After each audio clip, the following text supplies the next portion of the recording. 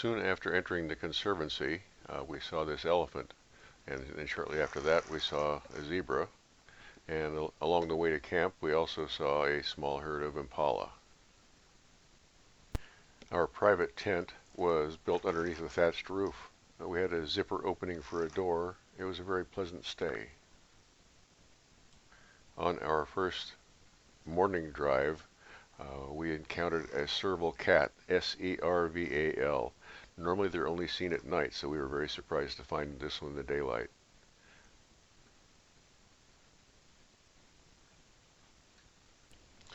These are reticulated giraffes. You can tell because the spots on them are fairly well delineated with relatively straight lines. These white rhinos are the first of many we saw at this conservancy. In the Lewa Conservancy, rhinos are protected 24/7 by armed guards. That's why their population has become substantial. During our 2-day stay, we saw over 40. More than half were the more sociable white rhinos.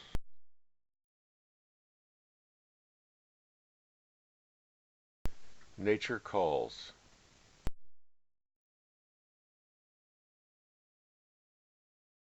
Here's a foraging pair of ostriches. This is a red hartebeest. This type of animal wasn't common at this location. This is another mother and offspring white rhinos in a little more rugged terrain. A pair of gazelles. A white rhino with a horn to be proud of, and a young one with an aspiring horn. Waterbuck here seem to have much darker coloration than the ones we saw in South Africa. The marsh in the background was a small portion of the Lewa that we visited. As of September 2019, most of the Lewa was very dry, although in many places there was tall grass. Other places it was shorter grass like this. There are two types of zebra here. The one in front, you can see, has a white belly. He's a mountain zebra.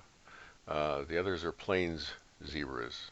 These rhinos were also enjoying the greener grass by the marsh.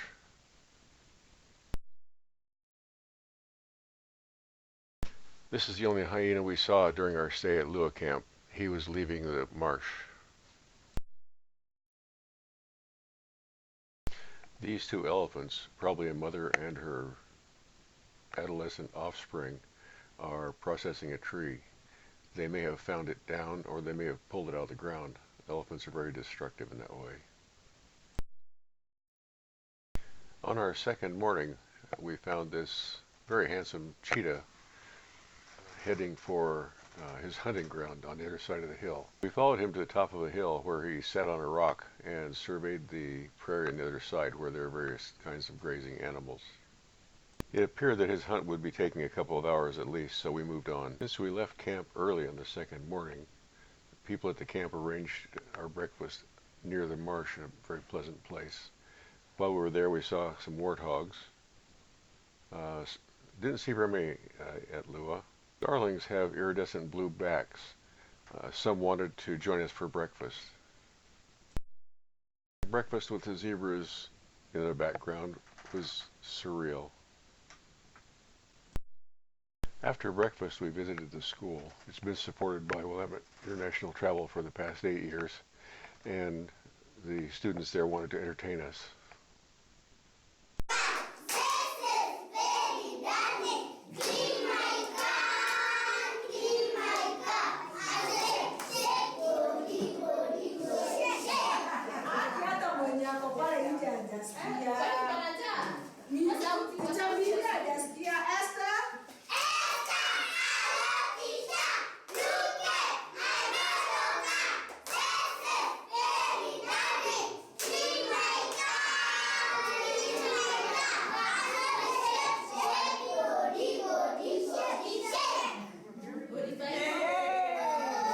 This monkey was by the parking area right adjacent to the school.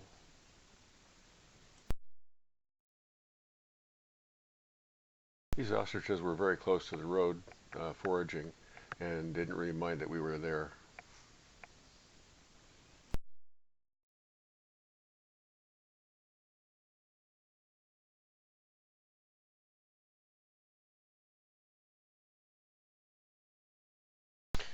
We noticed this parade of elephants headed toward one tip of the marsh as we were preparing to leave.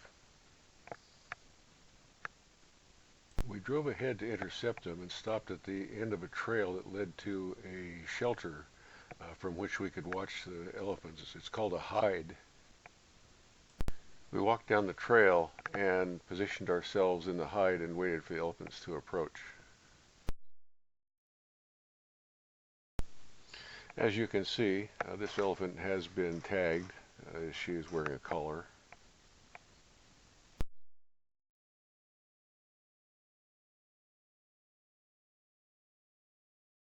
The purpose of their march, of course, was to get water, and here they're getting close.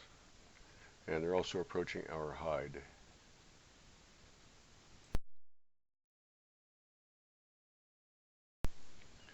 This is our closest viewpoint, where the elephants are probably maybe 30 feet away.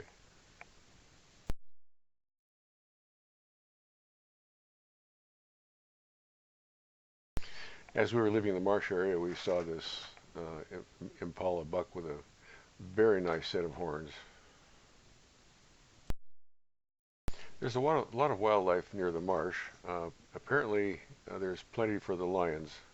This one was having a very relaxed afternoon, obviously not too concerned about where her next meal was coming from.